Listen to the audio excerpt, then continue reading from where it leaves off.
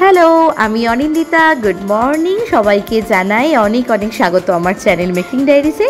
আশা করি তোমরা সবাই ভালো আছো, আমিও ভালো আছি। রিও সকাল সকাল ঘুম থেকে উঠে পড়েছে, কারণ আজকে তার স্কুল আছে। ওর তো মর্নিং স্কুল, বাজে এখন 6টা। রিও দুধ কর্নফ্লেক্স খেয়ে যাবে স্কুলে। আজকে তো সামার ভ্যাকেশনের ছুটি পড়ছে স্কুলে।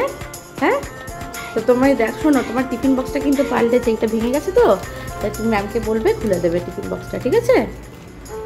এই এখন আমি রিওকে স্কুলে দিয়ে বাড়ি ফিরছি, একটু বাজার করেও নিয়ে যাব। আর সকালবেলা হাঁটতে ভালোই লাগে, আমারও এক প্রকার মর্নিং ওয়াক হয়ে যায়। আর বাড়িতে আজকে অনেক কাজ আছে গো। আজকে একটু রঙের মিস্ত্রি এসেছে, কারণ কিছু কিছু কাজ ইনকমপ্লিট ছিল যখন আমরা ফ্যানটা হ্যান্ডওভার নিই, তো সেই কাজ আজকে কমপ্লিট করে দিয়ে। আর এই বেডরুমের একটা ওয়ালের কালারটা না আমাদের খুব একটা পছন্দ ছিল না, তো সেই কালারটাকে আমরা পাল্টে নিচ্ছি। এটা হচ্ছে লাইম ইয়েলো কালার করে নিচ্ছি। আর তোমাদেরকে একটা জিনিস দেখাই, এটা হচ্ছে রিও ড্রয়িং খাতা। রিওকে আমাদের কমপ্লেক্সেই একজন স্যার আসেন প্রত্যেক মঙ্গলবার, তো ওনার কাছে সব বাচ্চাগুলো ক্লাস করে, তো আমিও না রিওকে দিয়েছি। স্যার তো প্রথমে হাসছিলেন, এত ছোটো বাচ্চাকে কী শেখাবো। বললাম স্যার আপনার কাছে বসো, যা করে। রিওদের স্কুল ছুটি হয়ে গেছে, এখন বাজে 11টা। সব বাচ্চাগুলো দেখো কি আনন্দ, আর কালকে থেকে স্কুলে আসতে হবে না। যে যার মতো কি সুন্দর ওরা খেলছে আনন্দ করে।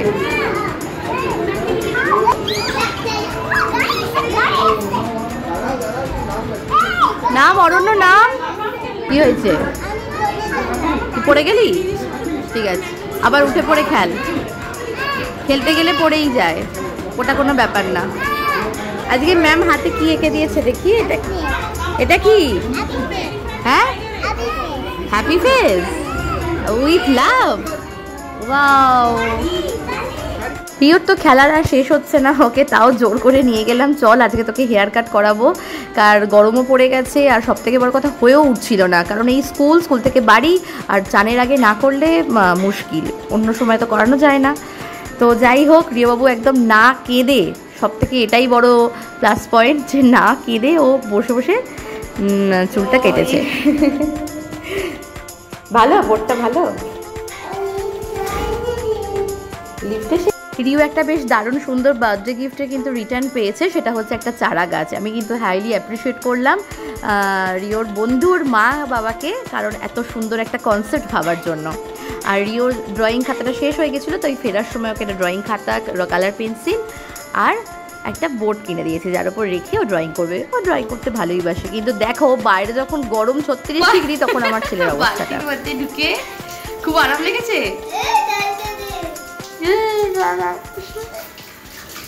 রিও বাবু এখন স্কুল থেকে এসে চান হয়ে গেছে, খাওয়া হয়ে গেছে, এবার ও বিছানায় শুয়ে পড়েছে। আর শুয়ে পড়েই ও যে গানটা ওর মা ওকে কোলে নিয়ে ঘুম পাড়ায়, সেই গানটা রিও আগে থেকেই গান করতে আরম্ভ করে দিয়েছে। করো গানটা।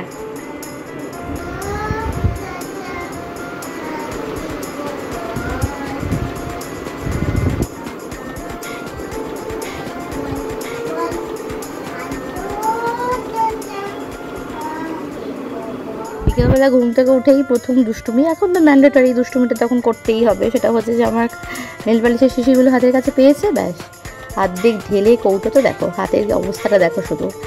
আর তারপরে রিওর যে সবচেয়ে ভালো বন্ধু, আমাদের ফ্ল্যাটেই থাকে, আমরা একসাথেই থাকি, শিবান, ওর সাথে একদম দুজনের হরিহর আত্মা, একে অপরকে ছাড়া চলে না।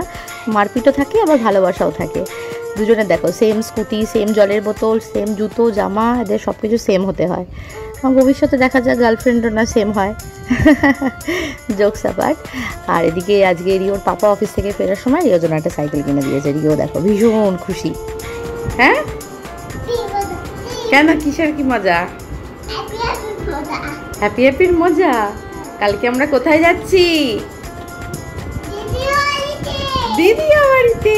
ওখানে কে কে আছে দিদিয়া বাড়িতে?